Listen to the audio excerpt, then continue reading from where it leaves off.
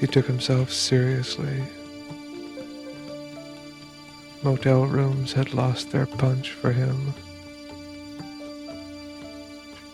He opened all his bags. There were two, and inside those two there were two more. It's not an easy situation. But there was something like abandon in the air. There was something like the feeling of the idea of silk scarves in the air. There was a kind of madness to it, the kind we read about in magazines.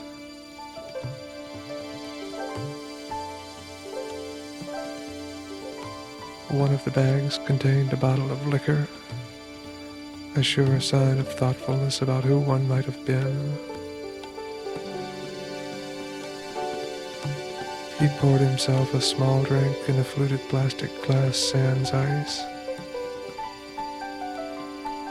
He thought to himself, if I were from the big town, I would be calm and debonair. The big town doesn't send its riffraff out.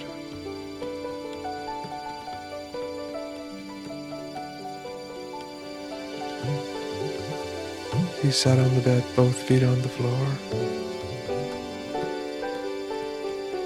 He studied the ashtray and tried to rule out preference, preferring over not preferring.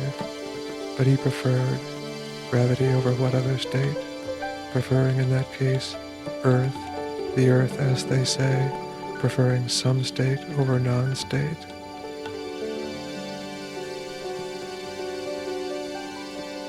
Now he grips himself with determination, even knowing that it causes sadness. He is determined to be what? He is determined to be serious.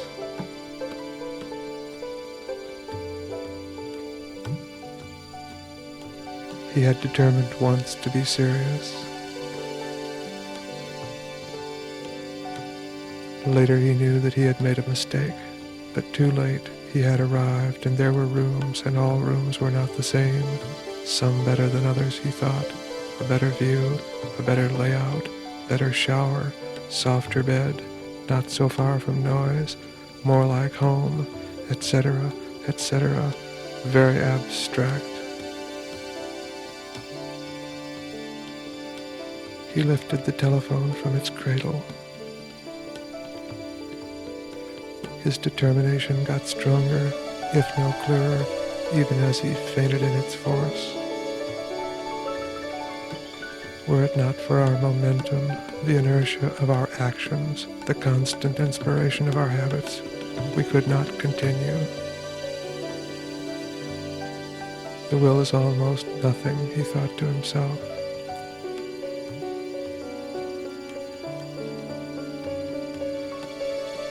At the sound of the first ring, he hung up.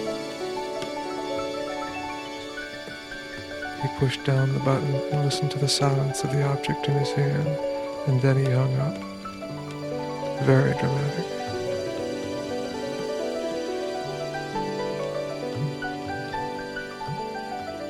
The phone rang immediately. 1, 2, 3, 4, 5, 6, 7. He brings this cloud of conditions with him.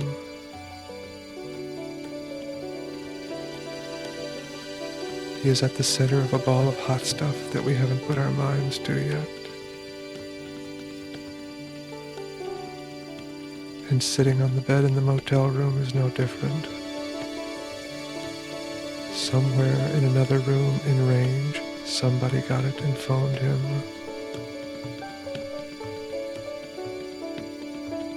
It happens all the time. Really. A kind of restlessness in that range. He sat and thought about obedience. He had resolved that of the two kinds, the kind that takes every message of order, rule, law as error, that everybody who passes along these messages, that loathes the buildings, that contradicts the inner voice, that resists, in short, was his, and that the other kind, how could it be?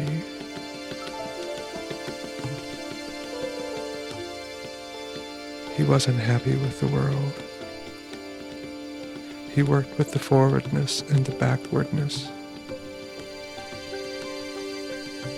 He worked with what things are ahead of us and with what things are behind us. I guess the other kind would be to work with things that are alongside, the attachments.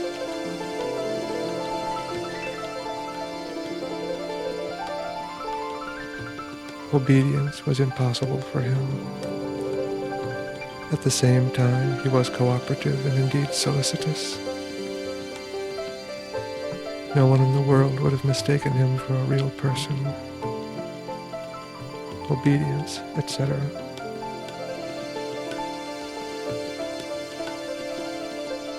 The other kind works with the things that are of the alongside us, the attachments.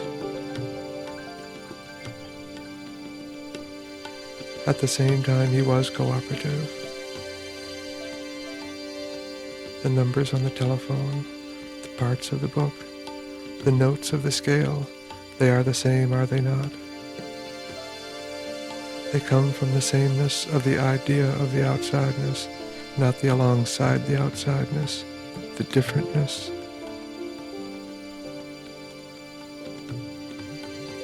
It was a problem being cooperative and at the same time refusing obedience and carrying the load of the idea of differentness.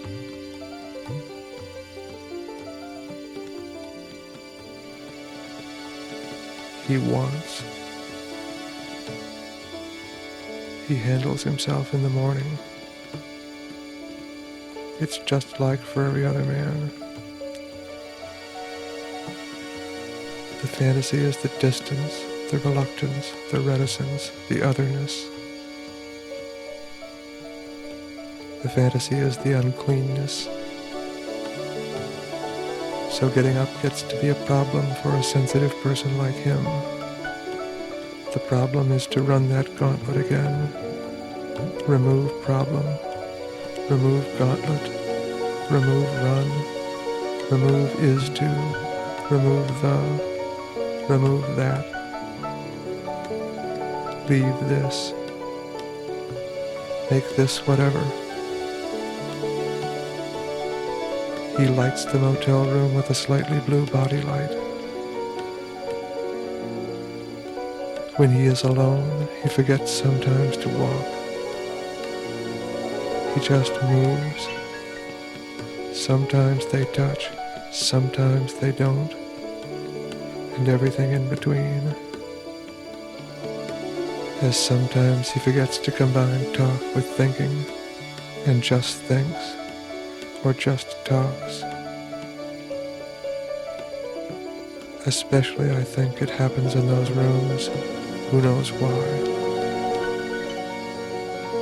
The way it disconnects from what's just outside is predictable, is it not so? It never stops being a mystery. We have talked about it. When he says hello, you hear a long whining sound, which is his voice and the hello. It is as different from whatever, the way one might remember, as a sound a cat would make. He is not unusual in this, I think. He is absolutely uninhabitable, a thankless star. Remove star, remove thankless, remove a, replace with. He has a special way of speaking, but it seems only to make him more like other men.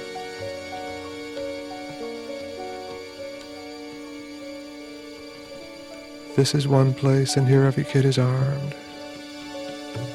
So where you going? Hunting. Only sometimes we don't see the guns. Sometimes yes, sometimes no. The town and always references to down and up. Down from Des Moines, up from somewhere, missed my chance, didn't even see it, Thought it was a threat to house and home. Why don't you come up to the big town? No thanks. Looking back. Didn't get the up and down part. How could I have missed it? Get a grip on yourself, he said. Working against time was another thing he said. Here I am working against time. The pencil fairly flew as he made out his simple requests for breakfast. Room service, courtesy of the company. This is a record. I am sitting on a bench next to myself. Inside of me the words form. Come down out of the tree and fight like a man. 2 G's and eggs. This is not a record. This is a story. I want to say something about myself. I am not sitting on a bench next to myself, whatever that means.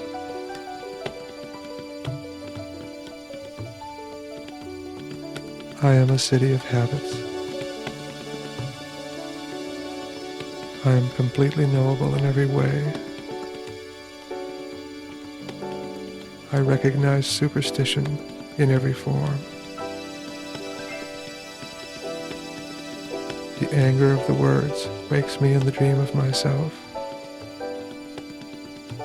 I imagine there are 2 men on the bench. The exchange between them will not be seen. They will not put it forth to be seen. And if I make something of the situation to show a difference between the 2 men, the difference will distract the true onlooker. But the film fogs, you know. 1 G in fogs. And add a dish of prunes if they are in season. The men are in the park in the small Midwestern town. That is, the bench is in the park. We know from what is past that the men are on the bench. They are old by doctor's standards. The park graces the courthouse of the county. The courthouse has about it the simple air of failure. An abandoned outpost. The park has sidewalks, fences, trees, grass, and a statue of a man and a horse at war. Or ready for war. They are alone with their intentions. The sculptor has made the horse look stupid. The man's jaw is firm. The time is late morning and early summer. The sun shines. In this scene there are 2 shots. The park and all its details, frozen, broken on the right edge, sometimes up to 2/3 across the frame, by the body of a person, very close, blurred, moving almost rhythmically. We have just begun and already we are stuck, working against time, as they say. The camera is obsessed with what it sees. The park, the ragged edge. Nothing moves except the edge. The edge moves. It's as if there is no other place. His mind races. 1 G in fogs. 2 G's in eggs. When the 2 men spoke, they spoke about permanence and impermanence. They noted that there were certain things which were impermanent, and other things to which the term impermanence did not apply. Thus they came to make a great division between that which is impermanent and that which is permanent. Everything in this transitory category turned out to be the particulars of our existence, and these were divided into physical, mental, and others which were neither physical nor mental. Among those particulars which were neither physical nor mental, they listed attainment, aging, and coincidence. On the permanent side of this great division of reality was a notion they referred to as space, and by that term they meant neither conceptual space nor space as given by our senses. They meant connections. They decided that such space is irreducible and not transitory, and that it exists as long as one is alive. They wondered, naturally, what becomes of it. This impasse is no help at all. Consider his situation. For instance, he is expected to be positive and helpful about breakfast. In the order of things, it is more important that she know about the prunes than that the shot should change. And what about the problems we have seen in him? He is still sitting on the bed, both feet on the floor. The small drink in the fluted plastic glass sans ice is hardly touched. The phone has just stopped ringing. In his mind, the two men are frozen on the bench. The horse looks stupid. The warrior's jaw is firm. Incredibly slowly our view begins to slide. His idea is that death always takes one by surprise. Always. There is no way to prepare. He imagines absolute awareness on the other side. He wonders, as we all do, how it comes to you that you are dead. We were distracted by the fluid right edge. There is an absoluteness to surprise, he thinks. He applies this simple thought to the problem of how to move the shot. Incredibly slowly our view begins to slide, but begins as a problem. We are enchanted by the park and all its details, frozen, broken on the right edge by the body of the person very close, blurred, moving rhythmically. How can it begin to change? How can the beginning go unnoticed?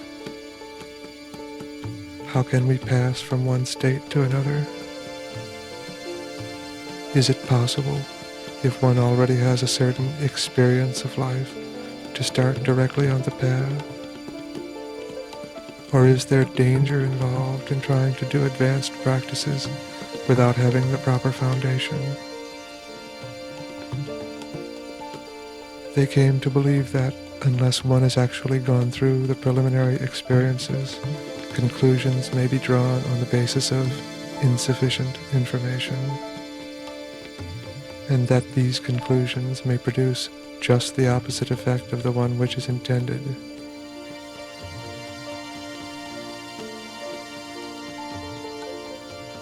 In other words, one never knows. And so the view begins to slide anyway, as they say, sliding eastward, turning eastward, the particulars moving left to right across the frame, a parade of sorts and it comes to rest, finally, on the road, the street that holds the park. We are still obsessed. We are not relieved. This view is no different. How could it be? Except that we have moved off the body of the person, very close and blurred, and every edge is raw. And there is some machine approaching, wider than it is high, as they say. A pack of motorcycles, a herd of elephants, a tribe of Bedouins, something from the east, barely moving in a cloud of haze and heat and dust, in utmost telephoto, gold and green and flat.